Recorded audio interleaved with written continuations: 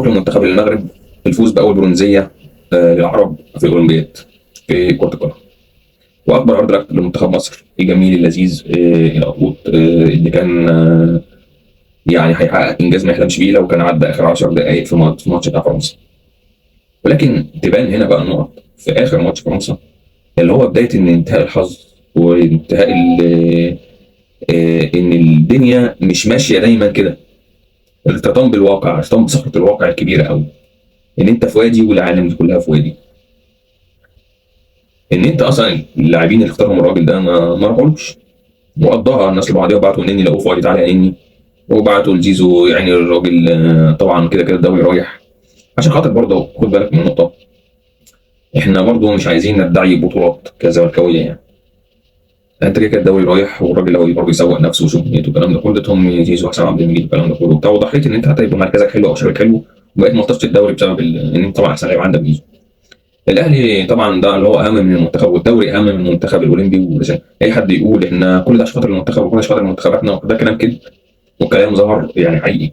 وانت حر انت تشوف مصلحتك يعني كنادي اهلي، انت حر تشوف مصلحتك ومحدش يقدر يلومك او يفتح بقه معاك، انت حر.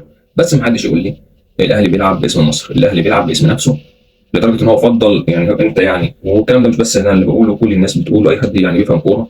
الاهلي مش محتاج امام عاشور ومحمد عبد المنعم والشناوي عشان يكسب الدوري ولا عشان يكسب اي حاجه. عنده في المراكز كلها بدل اللعيب 3 و4 احسن منهم في مصر. نرجع ليه احنا وصلنا للمنظر ده، السته الحلوين دول في النهايه. طبعا لازم تعرف ان مفيش فرقه، مفيش منتخب، ومفيش عندك في مصر هنا سيستم لبناء منتخب اولمبي او لمنتخب شباب او لاي حاجه كانت او حتى منتخب كبير. ليه المغرب كسبتك 6؟ اتفرج المغرب واصله لايه في مشروعها، حتى في المدرب الوطني، في مشروعها في اللعيبه. لما طلبت حكيمي راح، لما طلبت رحيمي راح.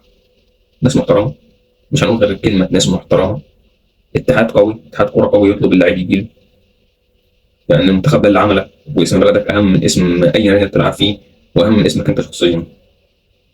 لما المغرب تعمل عليك ريكورد مش هيتمحي من التاريخ 6-0 في الاولمبياد، وتاخد بيها كمان اول برونزيه، يبقى احنا كده الناس اللي اتقال لهم مبروك لما كسبوا المجر صعدوا وانتوا حققتوا انجاز يا اولاد ومش عارف ايه والكلام ده كله، وخدوا السوكسي واتصلوا بيهم في التليفون الف مبروك يا فندم والف مبروك.